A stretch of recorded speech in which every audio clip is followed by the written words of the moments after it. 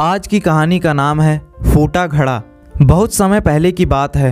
एक गांव में एक किसान रहता था। उसके पास 2 घड़े थे। उन दोनों घड़ों को लेकर वह रोज अपने घर से बहुत दूर बहती एक नदी से पानी लेने जाया करता था। पानी भरने के बाद वह उन घड़ों को एक बांस की लकड़ी के दोनों सिरों पर बांध लेता और उसे अपने कंधों पर लाद कर वापस घर तक लाता था। रोज सुबह उसकी यही दिनचर्या थी। दोनों घड़ों में से एक घड़ा सही सलामत था, लेकिन दूसरा घड़ा एक जगह से फूटा हुआ था। इसलिए जब भी किसान नदी से पानी भरकर घर पहुंचता, एक घड़ा पानी से लबालब भरा रहता और दूसरे घड़े से पानी रिसने के कारण वह घड़ा आधा खाली हो चुका रहता था। सही सलामत घड़े को खुद पर बड़ा घमंड था कि वह किसान के घर तक पूरा पानी पहुंचाता था। दूसरी ओर फूटा घड़ा खुद को नीचा समझता था और हमेशा शर्मिंदा रहता कि वह किसी के काम का नहीं। उसे ग्लानि महसूस होती कि उसके कारण किसान की पूरी मेहनत बेकार चली जाती है। एक दिन उस फूटे घड़े से नहीं रहा गया और उसने किसान से क्षमा मांगते हुए कहा, मालिक,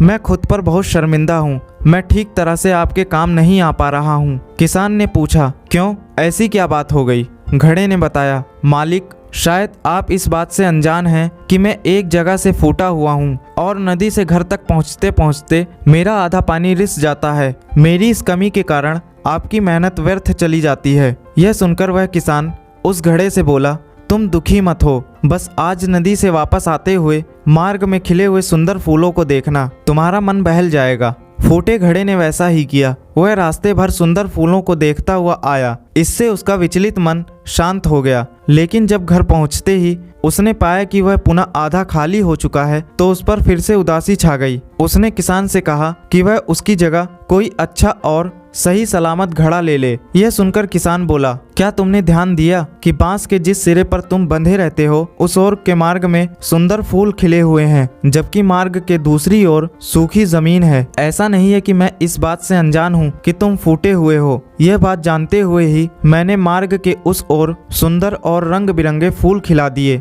जब मैं नदी से पानी भरकर लाता हूँ तो तुम्हारे द्वारा उन फूलों को पानी मिल जाता है और वे सदा उस मार्ग को हरा भरा रखते हैं। तुम्हारे कारण ही वह मार्ग इतना सुंदर हो पाया है, इसलिए तुम खुद को कम मत समझो। दोस्तों, इस कहानी से यही शिक्षा मिलती है कि कोई भी ऊंचा या नीचा नहीं होता। इस दुनिया में हर इंसान को एक रोल मिला हुआ है जिसे हर कोई बखूबी निभा रहा है। इसलिए जो जैसा है हमें उसे वैसा ही स्वीकारना चाहिए और उसकी कमजोरियों के स्थान पर उसकी अच्छाइयों पर ध्यान देना चाहिए। दोस्तों, उम्मीद करता हूँ आपको ये कहानी ज़रूर पसंद आई होगी।